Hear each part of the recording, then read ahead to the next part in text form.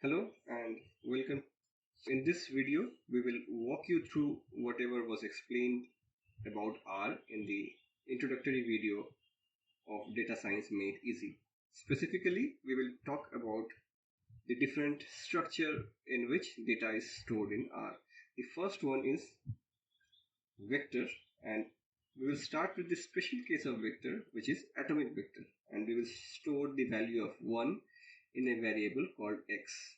So we just type it like this. We have x and we have used this symbol and x when we run it, and now we can see that the value of 1 has been assigned to x. This can also be done in the opposite way, but like we can start with 1 and use this symbol as shown on the screen. This also does the same thing, but in all my videos we will use the former format. To check the structure of x, you just need to type str and within bracket give the item of interest, and you can say that it is a numeric vector of 1. If you want to see the type of data, that is whether it is character or it is numeric, you can just run the class function and it shows that it is numeric data. So after atomic vectors, we will store more than one values. So let's say x, I am providing this information here, and when we provide this multiple values, we wrap it inside parentheses preceded by c. So now if you want to see what x is 1, 2, 3.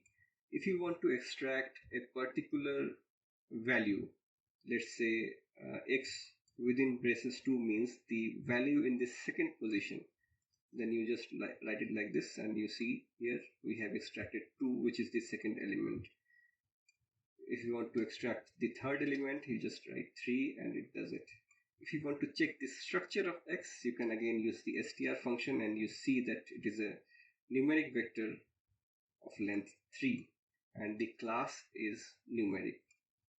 Now I'll be storing a sequence of numbers, so we can just sequence of integers. To do that, you can just type 1 colon 3 and that will store 1, 2, 3 in x. But the difference from this 1, 2, 3 and this 1, 2, 3 is that this is an integer and the previous one was numeric. Now 1 colon 3 can be replaced by using function seq. So what does this seq function do? R has a very nice way.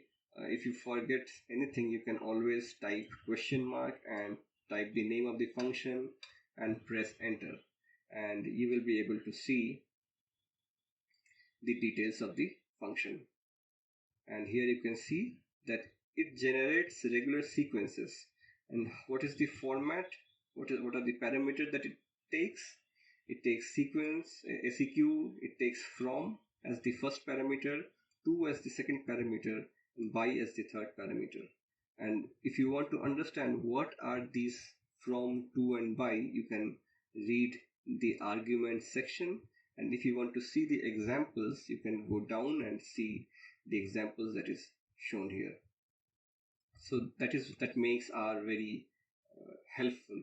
So in this case, we are using a sequence. We want to create a sequence from 1, 2, 3 that will increase by 1.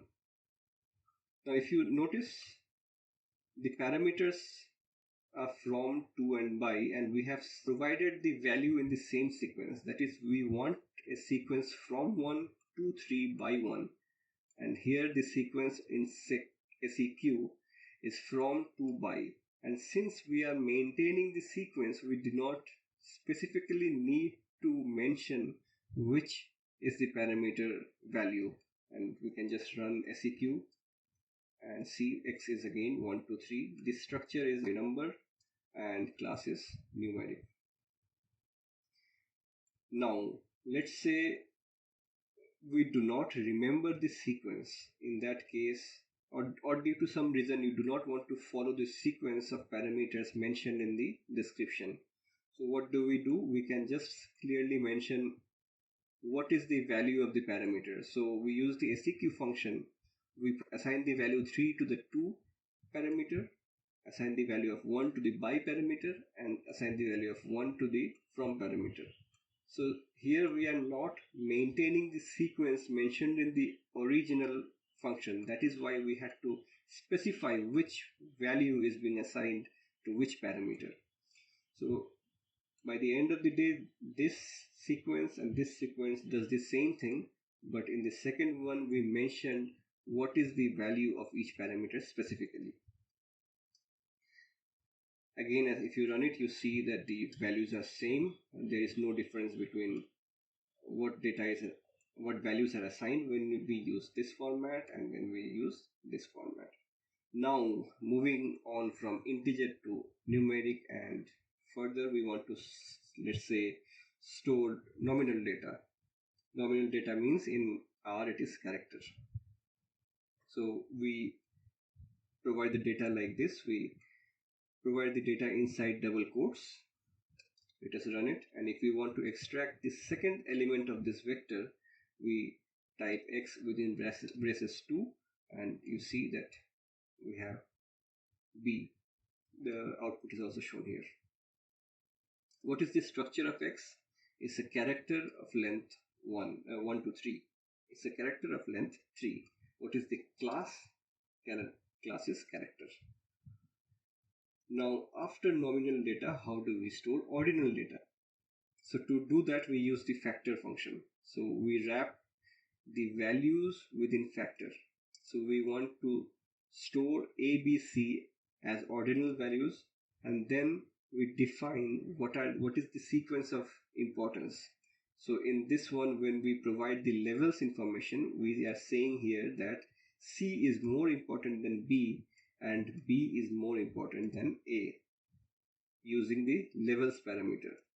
And if we want to hide the original data behind some label, we can use that by using the levels parameter. So here in this case, we are hiding the values of a, b and c under x, y and z respectively.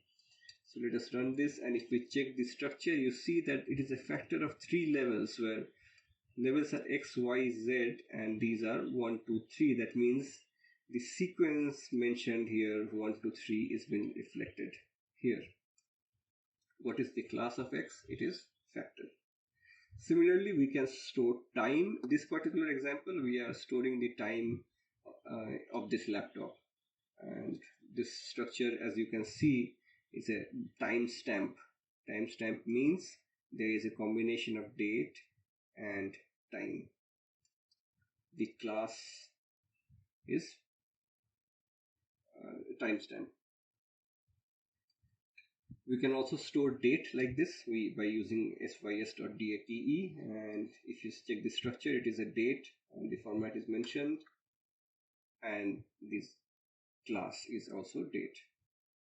After vector, if we talk about matrices, we can create a matrix by using the function matrix, and then we can provide the data, the actual data, and we can define the number of rows followed by number of columns. So if we run this, you can then see what x is. You can see that x has 5 rows and 2 columns. So as mentioned here, 5 rows and 2 columns. If you want to check the structure, it is an integer and class matrix. Now let's come to the data frame. To create data frame, first of all, let us create some vectors. So here we are creating a few vectors. We have created a vector called date, one called rain, and one called wday. You need not to worry about this function, just that we are creating some ordinal values over here. Then we create a nominal variable where we provide names of observers. And to create a data frame using these 4 vectors, we just use the function data.frame and then provide the name of the vectors. If we run this and check what x is, x here is a data frame with date, rain, WDay and observer as columns. You can also define the names here. For example, if you want to give it a name x equal to so and so and then run it again, see the name has changed to x. We'll move back to the old one, and here you may notice that the first column is character. So to rectify that, because it is ultimately in date and our can store data in date format as we had seen earlier. So to do that, I will change this column into date. X $date means the column name date of X. So if I say X $date, it is actually, it extracts the information of the date column of the X data frame. And this is how you can call the different values, different columns. So in this particular column, I want to store some new data. We want to store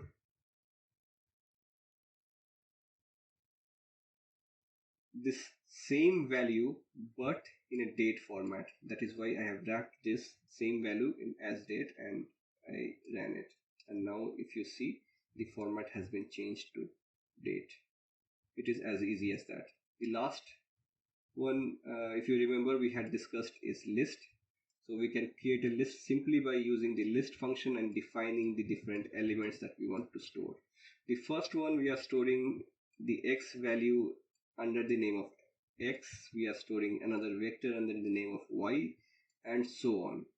If you let me run this, and if you want to see, this is the output. So we have x, y, z and w, and the x is shown as data frame in here. If you want to see the individual elements in the list, for example, if you want to check out what x is, you can type $x and you run this. If you want to check a particular column inside the data frame inside this list, you can use again another $, and let's say you use date, and you see the dates is here. Similarly, you can call any other item from the list by using $, and providing the name of that particular item. To check the structure of the list, you can verify that it's a list of 4. The first one is a data frame. It has the following columns, and the data frame is of 5 observations having 4 variables. Observation means number of rows, variable means number of columns. And the y is a vector, numeric vector, z is a character vector, and so on. The class of L is of course list. And if you want to check the structure or the class of the individual element inside the list, you can wrap the structure function after calling that particular element. For example, here I am calling x named element of L and providing that in the structure function, and it gives the data frame and the class is numeric. Finally, before we end this video, I would like to show you how to import data.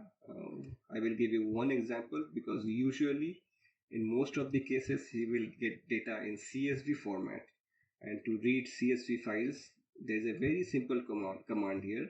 You just use read.csv and provide the path to the file and run it, and you store this particular data in X. So let's say we are storing this particular file in X, and if we now run X, this is the file that we extracted. This is the data that we have extracted. Now after you have the data, you may want to make some changes in the data, manipulate something, and let's say you want to store the data back into CSV and store it somewhere in the laptop or somewhere else. Then you can use the write.csv function. In write.csv function, you provide the data frame that you want to store as the first parameter, and then in the second one you define the path name and the file name and run it, and it will save the data as CSV. Well, that's all for today.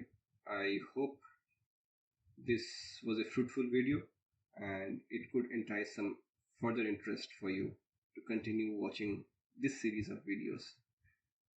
Thank you very much.